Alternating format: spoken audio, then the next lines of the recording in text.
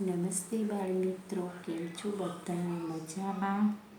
સરસ. તો પછી ગુજરાતી એટલે કે કલસુર મજા આવે છે બધાને?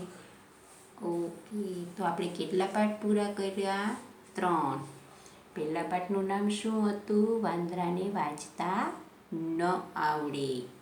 બીજા પાઠનું નામ શું હતું? પોટલા ટપકે ટપ. અને ત્રીજા પાઠનું નામ શું હતું? હું પતંગિયું મારા પિલ્લુનું. આજે આપણે કયો પાઠ શીખવાનો છે? નવો પાઠ શીખવાનો છે. બરાબર. તો હવે આપણે પેજ નંબર 41 અને પાઠ કેટલામો છે? ચોથો.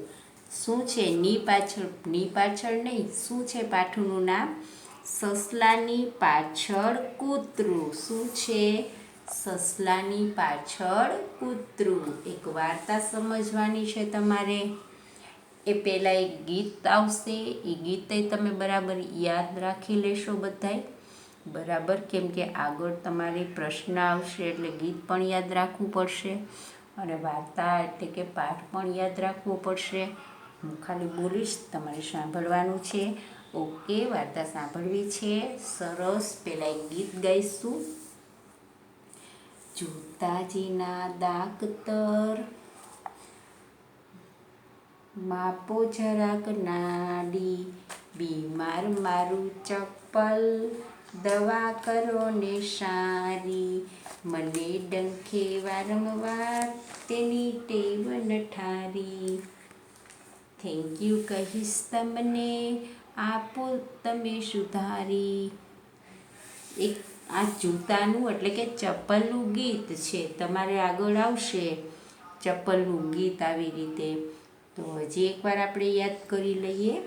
જૂતાજીના દાક્તર, માપો જરાક નાડી, બીમાર મારું ચપ્પલ, દવા કરો ને સારી, મને ડંખે વારંવાર, તેની ટેવ નઠારી. થેન્ક યુ કહીશ તમને, આપો તમે સુધારી. બરાબર. તો હવે આપણે સસલાની પાછળ કૂતરું. ગમે ને વાર્તા સાંભળવી? બરાબર. તો બરાબર ધ્યાન આપશો. પછી આપણે આગળ આ પ્રશ્નના જવાબ લખીશું. બરાબર. તો વાર્તા આપણે શરૂ કરીશું. હન્ડ્રીક નામનો શિકારી. કોણ? હન્ડ્રીક. શિકારીનું નામ શું છે? હન્ડ્રીક. હન્ડ્રીક નામનો શિકારી જંગલમાં શિકાર કરવા ગયો. એક માણસ છે. હન્ડ્રીક નામનો શિકારી જંગલમાં શિકાર કરવા ગયો. બપોરના તાપમાં તે ઝાડ નીચે બેઠા બેઠા આરામ કરતો હતો. શિકાર કરવા ગયો, કાંઈ શિકાર મળ્યો નહીં. બપોર થઈ ગયા, બપોરનો સમય હતો એટલે એક સરસ મજાનું ઝાડ હતું. ત્યાં ઝાડની નીચે બેઠા બેઠા તે શું કરતો હતો? આરામ કરતો હતો. થોડી દૂર એક્સપ્રેસ ડોગી ઊભો રહ્યો. એટલે ડોગી એટલે કોણ? કૂતરો. થોડેક દૂર એક્સપ્રેસ ડોગી ઊભો રહ્યો. એટલામાં ફાસ્ટું સસલું ત્યાંથી દોડતું દોડતું નીકળ્યું. હવે ડોગી ઊભો તો ત્યાં સસલું ક્યાંથી નીકળ્યું? કેવી સસલું તો હંમેશા દોડતું જ હોય. દોડતું દોડતું નીકળ્યું. એક્સપ્રેસ ડોગીના મોંમાં પાણી આવ્યું. હવે કૂતરાએ સસલાને જોયું એટલે એને શું મોઢામાં આવી ગયું? પાણી આવી ગયું. એટલે કે એને સસલાને મારી નાખવાની ઈચ્છા થઈ, ખાવાની ઈચ્છા થઈ. તે ફાસ્ટું સસલાની પાછળ દોડ્યું. એટલે ડોગી છે એ કોની પાછળ દોડે છે? સસલાનું નામ ફાસ્ટું સસલું. તે ફાસ્ટું સસલાની પાછળ દોડે છે. ફાસ્ટું સસલું સુપર ફાસ્ટ સ્પીડમાં દોડતું હતું. ફાસ્ટું સસલું છે એને ખબર પડી કે મારી પાછળ કૂતરું પડ્યું છે ડોગી, એટલે કેમ દોડવા માંડ્યું? સુપર સ્પીડમાં, એટલે કે ખૂબ જ સ્પીડમાં દોડતું હતું. એક્સપ્રેસ ડોગીએ તેમનો પીછો કર્યો પણ પકડી ન શક્યો. ફાસ્ટું સસલું તો જંગલની બહાર નીકળી ગયું. ડોગી તો એની પાછળ દોડ્યું તો પણ સસલાને પહોંચ્યું નહીં. ફાસ્ટું સસલું ક્યાં નીકળી ગયું? જંગલની બહાર નીકળી ગયું. થાકીને એક્સપ્રેસ ડોગી ચાલતો પાછો ફર્યો. પછી ડોગી થાકી ગયો દોડીને. સસલું એના હાથમાં આવ્યું નહીં, એટલે એ પાછો આવતો રહ્યો. હંટ્રિક શિકારીએ જોયું તો એક્સપ્રેસ ડોગી ધીમે ધીમે આવતો હતો. હંટ્રિક છે એ ક્યાં આરામ કરતો હતો? ઝાડ નીચે. તેણે જોયું હતું કે ડોગી છે એ સસલાની પાછળ ગયું હતું. પછી પાછું ડોગી આવ્યું એટલે જોતો હતો. હંટ્રિક શિકારીએ જોયું તો એક્સપ્રેસ ડોગી ધીમે ધીમે આવતો હતો. ઓલો દોડતો હતો, હવે આવી થાકી ગયું સાવ. સસલું તો ભાગી ગયું, તો હવે બિચારું કૂતરું ધીમે ધીમે પાછું આવતું હતું. હંટ્રિક શિકારીએ હસતા હસતા કહ્યું, એટલે શિકારી હસતા હસતા બોલ્યો. એને કહ્યું ડોગીને, કેમ એક્સપ્રેસ ડોગી, આટલું નાનું સસલું તમે પકડી ન શક્યા? એ કે તું તો મોટું છો ડોગી, તું અમથું નાનું એવું સસલું તારાથી ન પકડાણું. શું થયું કે બોલ, કેમ ન પકડાયું? હસતા હસતા કહ્યું. એક્સપ્રેસ ડોગી કહે. એક્સપ્રેસ ડોગીએ જવાબ આપ્યો, અરે ભલા માણસ, હું દોડતો હતો તેને મારવા માટે. હું તો એને મારવા દોડતો હતો, મારે એને મારી નાખ્યું હતું, એટલે હું એની પાછળ દોડતો હતો. અને એ ફાસ્ટું સસલું શા માટે દોડતું હતું? તો એ શું કામ દોડતું હતું? તો કે તે દોડતું હતું જીવ બચાવવા માટે. સસલું શું કામ દોડતું હતું? તો કે સસલું જીવ બચાવવા માટે દોડતું હતું. દોડમાં ફેર હતો નહીં કે દોડમાં ફેર હતો, બંનેની દોડમાં ફેર હતો. સમજ્યા? એ કે તમે સમજી ગયા? બેયની દોડમાં ફેર હતો. હું એને મારી નાખવા ઈચ્છતો હતો અને એ શું કરવા માગતો હતો? એ એનો જીવ બચાવવા માગતો હતો, એટલે સ્પીડમાં જ દોડે, કેમ કે મરવું કોઈને ગમે નહીં, એટલે હું એને પકડી શક્યો નહીં. બરાબર, વાર્તા સમજાઈ ગઈ? તો પ્રશ્નના જવાબ તમારે લખવાના છે. ઓકે, તો હજી એકવાર આપણે વાર્તા કરી લઈએ. કોણ હતું? યાદ કરવાનું. બરાબર. હંટ્રિક શિકારી જંગલમાં શિકાર કરવા ગયો. બપોરના તાપમાં તે ઝાડ નીચે બેઠા બેઠા આરામ કરતો હતો. થોડીક દૂર એક્સપ્રેસ ડોગી ઊભો રહ્યો. એટલામાં ફાસ્ટું સસલું ત્યાંથી દોડતું નીકળ્યું. એક્સપ્રેસ ડોગીના મોંમાં પાણી આવ્યું. તે ફાસ્ટું સસલાની પાછળ દોડ્યું. હવે ડોગીને તો સસલાને જોઈને શું ઈચ્છા થઈ ગઈ કે આને મારીને હું ખાઈ જાઉં, એટલે કોની પાછળ દોડ્યું? સસલાની પાછળ દોડ્યું. ફાસ્ટું સસલું સુપર ફાસ્ટ સ્પીડમાં દોડતું હતું. સસલું તો કેમ દોડતું હતું? સુપર ફાસ્ટ સ્પીડ, એટલે કે ખૂબ જ સ્પીડની અંદર એ દોડતું હતું. માની લો તમારી પાછળ કૂતરું પડ્યું હોય તો તમે ચાલો કે સ્પીડમાં દોડો? શું કરો? સ્પીડમાં દોડો ને. કૂતરાથી બચવા માટે આપણે સ્પીડમાં દોડીએ છીએ. એ રીતે સસલું છે એ કૂતરાથી એટલે કે ડોગીથી બચવા માટે સ્પીડમાં દોડે છે. દોડતું હતું. એક્સપ્રેસ ડોગીએ તેનો પીછો કર્યો પણ પકડી ન શક્યો. ફાસ્ટું સસલું તો જંગલની બહાર નીકળી ગયું. ડોગીએ પીછો કર્યો પણ એને પકડી શક્યું નહીં અને જંગલની બહાર નીકળી ગયું. થાકીને એક્સપ્રેસ ડોગી ચાલતો ચાલતો પાછો ફર્યો. હવે ડોગી સાવ દોડીને થાકી ગયો હતો એટલે ધીમે ધીમે પાછો આવ્યો. જ્યાં હંટ્રિક શિકારી છે ત્યાં એ પાછો આવ્યો. હંટ્રિક શિકારીએ જોયું તો એક્સપ્રેસ ડોગી ધીમે ધીમે આવતો હતો. હવે આણે જોયું તો ડોગી કેવી રીતે આવતો, શિકારીએ જોયું તો કે ધીમે ધીમે આવતો હતો.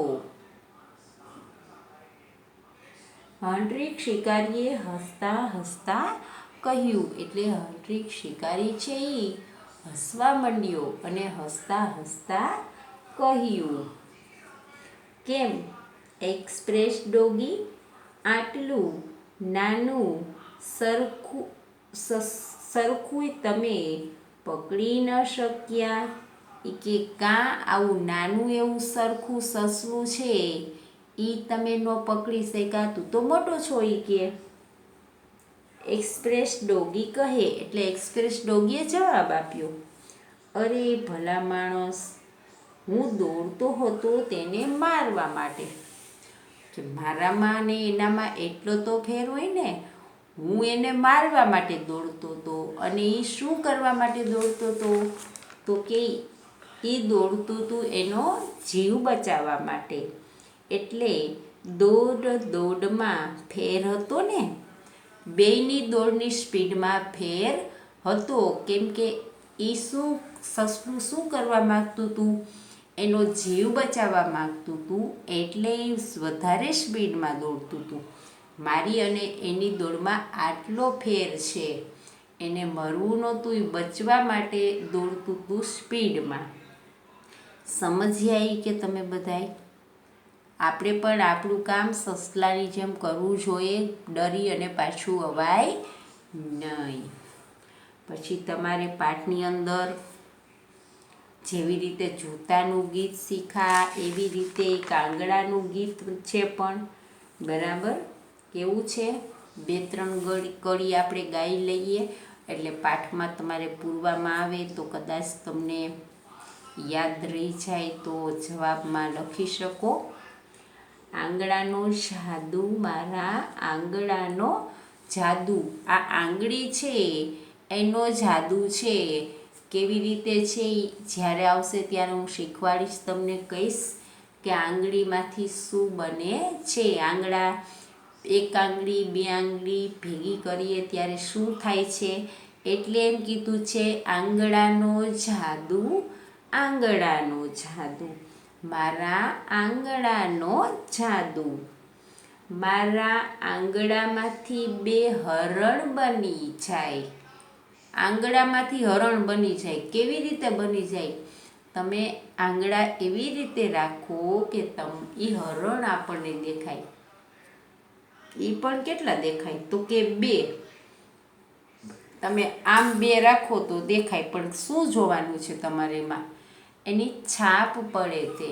આવું તમે કદાચ યુટ્યુબ જોતા હોય આંગળાની છાપ, તો આવા ચિત્ર ઘણાય બધા બનતા હોય છે. ટીવીની અંદર પણ આવું બતાવતા હોય છે, જો તમે લોકો જોતા હોય તો.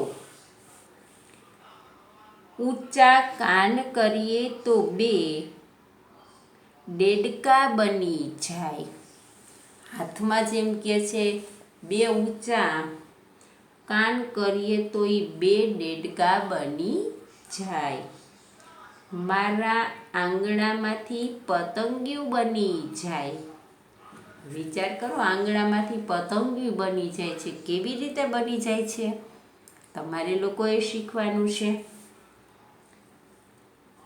ઉડતું જઈને ફૂલ પર બેસે, શું એ પણ ફૂલ થઈ જાય? પતંગિયું ફૂલ ઉપર બેસે તો શું એ ફૂલ થઈ જાય પતંગિયું? નહીં. મારા આંગળાનો જાદુ, મારા આંગળાનો જાદુ. આવી રીતે તમારે પાઠમાં આવે છે ગીત, મારા આંગળાનો જાદુ, મારા આંગળાનો જાદુ. મારા આંગળામાંથી 2 હરણ બની જાય, મારા આંગળામાંથી 2 હરણ બની જાય. ઊંચા કાન કરીએ તો 2 દેડકા બની જાય, ઊંચા કાન કરીએ તો 2 દેડકા બની જાય. મારા આંગળાનો જાદુ, મારા આંગળાનો જાદુ. મારા આંગણામાંથી પતંગિયું બની જાય, મારા આંગણામાંથી પતંગિયું બની જાય. મારા આંગળાનો જાદુ, મારા આંગળાનો જાદુ. ઉડતું જઈને ફૂલ પર બેસે તો એ પણ ફૂલ બની જાય, ઉડતું જઈને ફૂલ પર બેસે તો એ પણ ફૂલ બની જાય. મારા આંગળાનો જાદુ, મારા આંગળાનો જાદુ. બરાબર, તો આ કાવ્ય યાદ રાખવાનું છે અને વાર્તા કરી એ પણ તમારે શું કરવાની છે, એટલે કે પાઠ સમજો. આપણે કોણ કોની પાછળ દોડ્યું, કોણ થાકી ગયું, યાદ રાખવાનું છે. બરાબર, તો હવે સૌથી પહેલાં શું કરીશું, આપણે લીટી પાડી દઈશું. દેખાતી નથી, બરાબર, એટલે લખી શકાય સરખું. તો અહીંયા બધાયના હાથમાં સ્કેલ રાખવાની, ફરજિયાત લીટી પાડવાની છે આવી રીતે. ચાલો પાડો બધાય, દરેકે કરવાની છે ફરજિયાત. જો નહીં હોય ને વ્યવસ્થિત તો હું તે દિવસે મારો વિડીયો ખોલીને બતાવીશ કે જુઓ પાડી છે, એટલે દરેકે પાડવાની છે લીટી. બરાબર, આટલું ચોખ્ખી દેખાવી જોઈએ.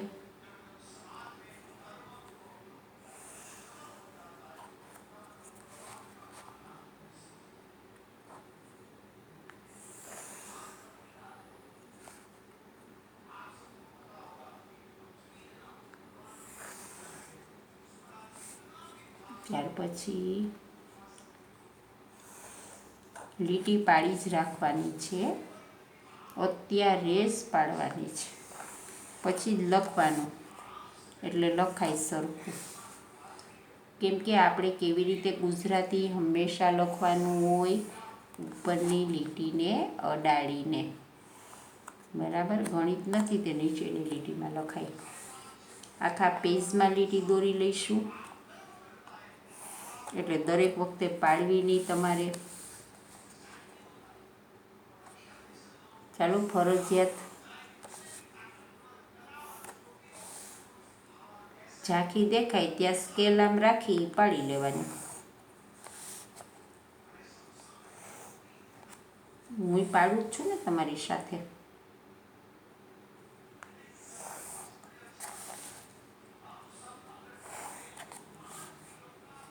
હવે નીચે મોટા પ્રશ્નમાં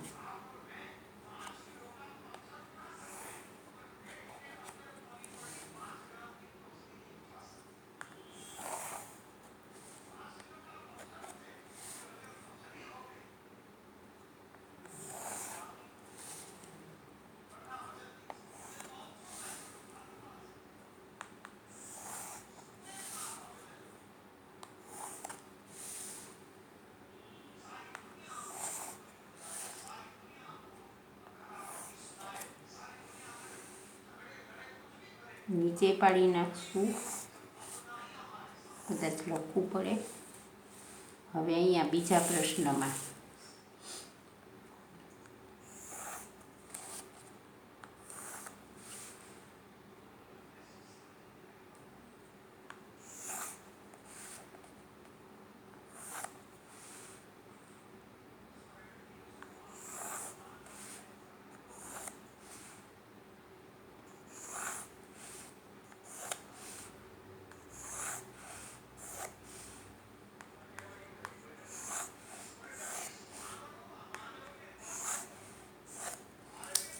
જો પડી ગઈ લીટી બધાને આખા પેજમાં આ રીતે, બરાબર. તો આપણે વ્યવસ્થિત લખી શકીએ અને લીટી જોઈશું તમે લોકોએ પાડી છે કે નહીં, બરાબર. તો વ્યવસ્થિત લીટી બધાની પાડેલી હોવી જોઈએ, બરાબર. તો આવતીકાલે આપણે હવે શું લખીશું? પ્રશ્ન જવાબ લખીશું કે નીચેના પ્રશ્નના એક એક વાક્યમાં ઉત્તર લખો. જંગલમાં શિકાર કરવા કોણ ગયું હતું? હંટ્રિક શિકારી. હંટ્રિક શિકારી બપોરે આરામ કરવા ક્યાં બેઠો હતો? તો કે ઝાડની નીચે. શું જોઈને એક્સપ્રેસ ડોગીના મોંમાં પાણી આવ્યું? કોને જોઈને આવ્યું? ફાસ્ટુ સસલાને જોઈને. એક્સપ્રેસ ડોગી ફાસ્ટુ સસલાને કેમ ન પકડી શક્યો? શું કામ ન પકડી શક્યો? કેમ કે ફાસ્ટુ સસલું કેવી રીતે દોડતું હતું? ફાસ્ટ સ્પીડમાં દોડતું હતું. હવે ત્યાર પછી કોણ હસ્યું? એટલે હસતા હસતા એક્સપ્રેસ ડોગીએ શું કહ્યું? બરાબર. તો વાર્તા આપણે કીધી જ છે તમને લોકોને, બરાબર. તો હવે આવતીકાલે